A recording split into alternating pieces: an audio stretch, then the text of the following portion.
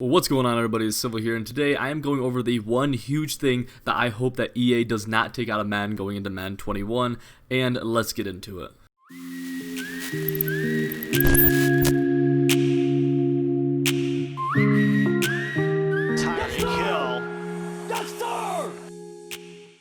If you want to take your Madden game to the next level, make sure you check out my offensive and defensive ebooks over on acemadden.com. Links will be in the description below.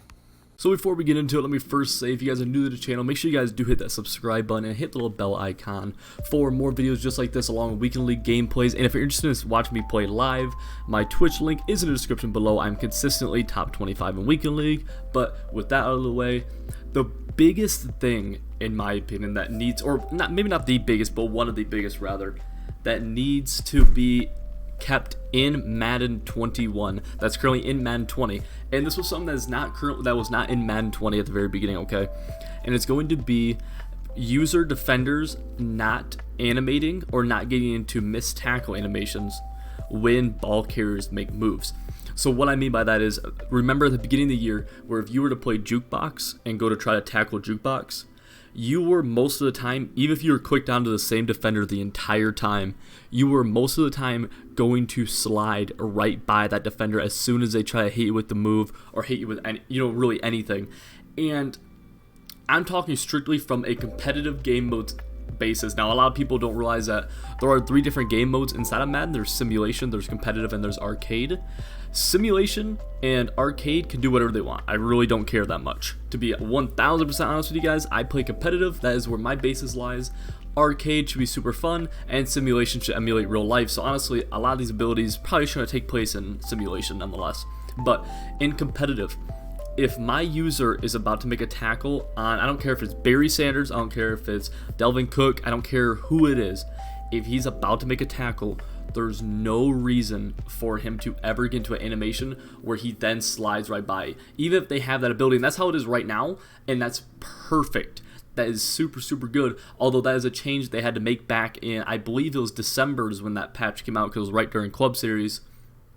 December is when that came out.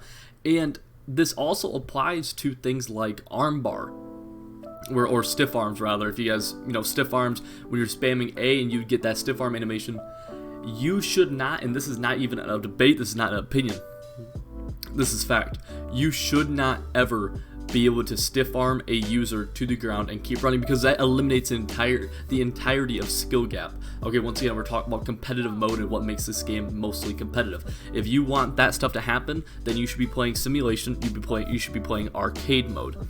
In competitive, there's no reason for my user to ever get armbarred, for my user to ever be juked out, and there's no reason for the other team to do that. Now, maybe you could slap on some kind of ratings threshold where if they're 30 tackle below their spin or something, they'll always get it, or something like that. They implemented something like that this year, but it was so ridiculously large, like the radius of it or the range of it, where it never even really made any kind of difference at all.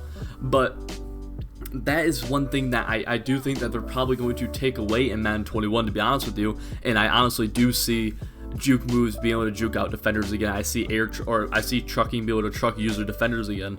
And it's something that we cannot afford to happen if we're even in a weekend league. Regardless of what you're playing, whether you're playing for money in tournaments or anything like that, even in something as simple as weekend league, we can't afford that type of thing to happen, because it starts to ruin the integrity of who's better and who's not. And it starts to, it makes the game more pay to play, because now you need these higher rated cards, and we cannot afford for these we shouldn't as a community be forced to get the very, very, very best cards just to be able to make simple things like tackles when your user's already there. Now, yes, better cards should have better speed, should have better, XYZ, but they should not be the difference between you being able to not get juked out and being able to get juked out. And yes, I know there is an unfakeable chem, I know there's a secure tackler chem. In my opinion, unfakeable should always work for the CPU. Unfakeable should be an ability that if my CPU AI defender has it, if I'm using my middle linebacker and my unfakeable is on my safety, that safety should not get faked out. And that's where I agree that ability should come in. It should not only affect my user not being faked out. I think that's a very, very, very bad thing on EA's part, and it was an amazing patch when they finally had it, because is something that I felt like the entire community damn near was complaining about. And the fact that they finally were able to fix it was that's great. That's great, but I've seen it in past Maddens before, where I remember in Madden 18, I even picked up that's when I first started playing at the end of Madden 18 back in like March of 2018, and I was running tight slots. If you guys ever played Madden 18, you guys know how good tight slots, toss, and dive was, and I remember using these running backs to be able to truck defenders. I remember being able to do that. Now, I have no issues with stick work as in terms of like using the left stick and stopping and going and stuff like that. I do think tackle radiuses need to be a little bit wider. I think my opinion on tackle radiuses is solely tackle radiuses should be the way secure tackler has their tackle radiuses. That should be the same for every single player. You know, too often I think we see these defenders and these running backs, so these wide receivers, basically rub shoulders and have them just come totally off. And I don't think we can afford. We shouldn't have to deal with something like that. We should not have to deal with something like that in any regards, because it isn't good for the game, and it's one of the big reasons why the run game is so good this year, because of how small these tackle radiuses are. But one huge thing in terms of the run game was that, and it got nerfed a lot if you guys really pay attention, especially to the competitive scene or even in weekend league. The run game did get nerfed a lot as soon as that patch came out back in December, like I keep referencing, where these jukebox abilities and stuff were not able to juke out user defenders, and your user defenders not getting stiff armed as often as he used to be. Now, every once in a while you will see like some freak things where you'll click on and he'll get stiff armed, but for the most part, generally speaking, he's not getting stiff armed like he once was, and that's absolutely huge. And once again, you know, keeping the integral part of competitive play in, okay, and that should be regardless, almost damn near regardless of what any kind of ability should be or anything like that. Now, with that being said, I do believe, you know, a wide range of ratings range of, if your user defender is so bad compared to who he's using at halfback, that's fine. I have no issues with that.